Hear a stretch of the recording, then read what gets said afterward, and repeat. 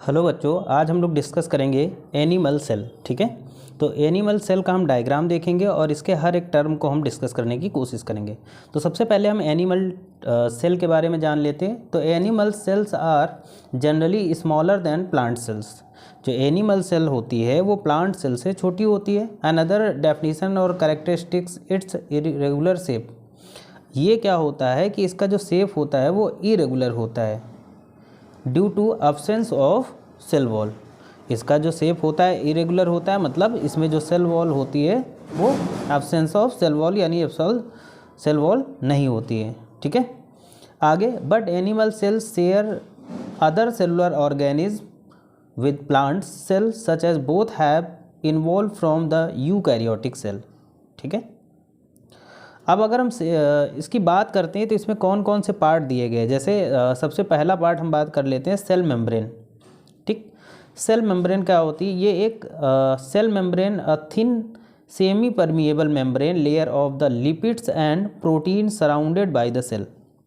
Cell membrane क्या होती है? एक सेमी परमिएबल मेम्ब्रेन होती है बच्चों। ठीक है, ये जो मेम्ब्रेन दिखी गई ये सेल मेम्ब्रेन है। ये सेमी परमिएबल मेम्ब्रेन है जो लिपिड और प्रोटीन से बनी हुई और सेल को चारों ओर से सराउंड करती है। ठीक है, it's primary role to protect the cell from its surrounding. इसका जो प्राइमरी रोल होता है ये सेल को चारों ओर से प्रोटेक्ट करती है।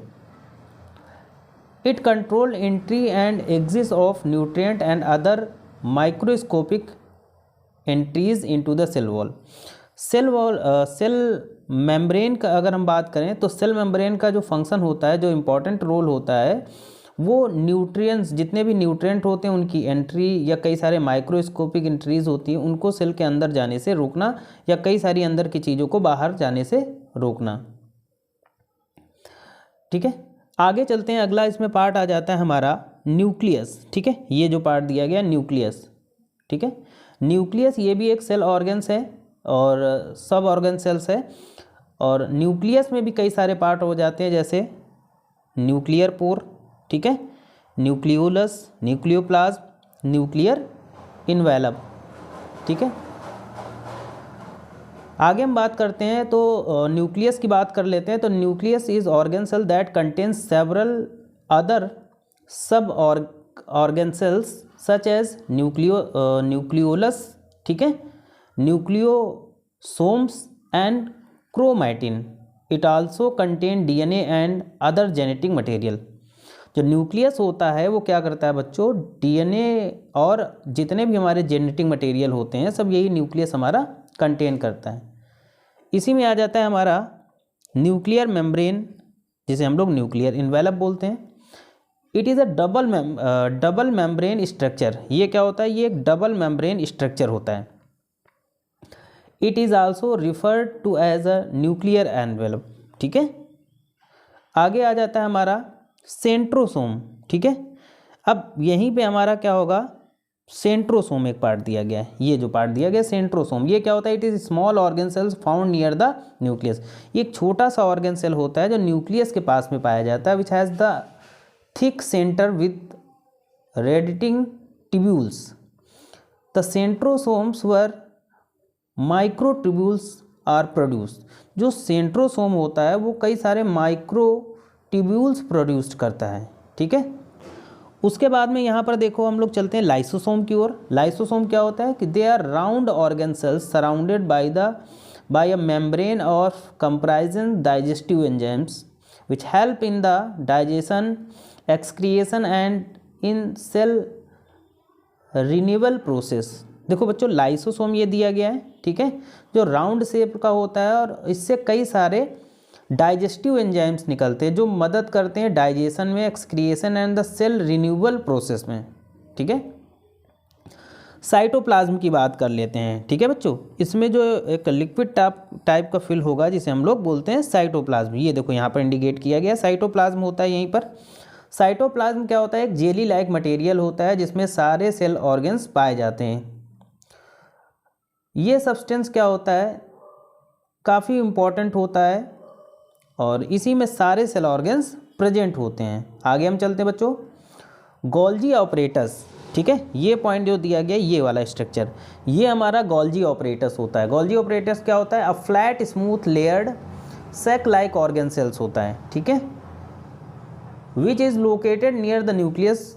गोल्जी ऑपरेटस न्यूक्लियस के पास होता है and involved in the manufacturing, storing, packing and transporting the particles through the cell. Golgi apparatus का फंक्शन मेनली क्या होता है कि ये कई चीज़ों को मैन्युफैक्चरिंग करता है, कुछ स्टोरिंग का काम करता है, पैकिंग का काम करता है और ट्रांसपोर्टेशन का काम करता है। ये हमारे सेल के अंदर चीज़ों को एक जगह से दूसरी जगह ले जाने का भी काम करता है। बच्चों आगे चलते हैं। हमारा जो इम्पोर्टेंट स्ट्रक्चर दिया गया माइटोकॉन्ड्रिया। माइटोकॉन्ड्रिया इसको हम क्या बोलते हैं? इसको powerhouse of the cell बोलते हैं, ठीक है। इसके अंदर ये देखो जो फिंगर लाइक स्ट्रक्चर दिया गया जिसे क्रिस्टी बोलते हैं, है ना। माइटोकॉन्ड्रिया होता है कि ये स्पेरिकल और rod shapes organelles with double membrane, ये डबल मेम्ब्रेन का होता है and they are a powerhouse of the cell. इसको सेल का ऊर्जा गृह या पावर हाउस बोलते हैं। They play important role of releasing energy. इसका जो इम्पोर्टेंट रोल होता है वो एनर्जी रिलीज करने में काम करता है, मतलब एनर्जी यहीं से बनती है हमारे, ठीक है। आगे बच्चों चलते हैं हम लोग राइबोसोम। तो यहाँ पर देखिएगा कहीं पर राइबोसोम भी होंगे, ठीक है। ये राइबोसोम, ये रहे राइबोसोम।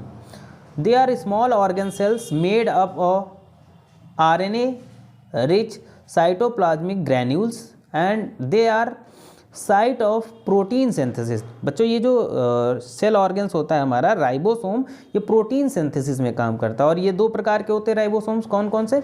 एंडोप्लाज्मिक राइबोसोम और कौन सा होगा, है ना, एंडो और एक्सो, ठीक है। आगे हम बात करते हैं।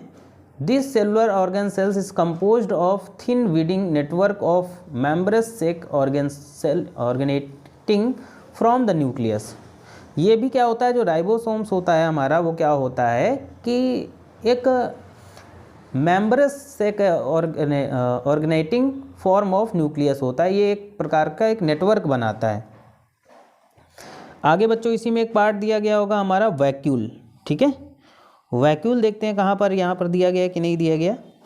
तो वैक्यूल यहाँ पर दिख नहीं रहा है, लेकिन वैक्यूल समझ लेते होता क्या है। Membrane bounded organelles present inside the cell involve in the maintaining space and storing water food wastage.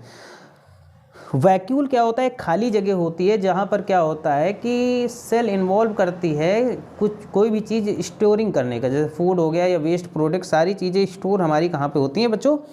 Vacuole में होती हैं। न्यूक्लियोपोर अगर हम बात करते हैं, न्यूक्लियोपोर क्या होता है या न्यूक्लियर पोर क्या होता है? तो ये वो पार्ट होता है टिनी holes present in the nuclear membrane.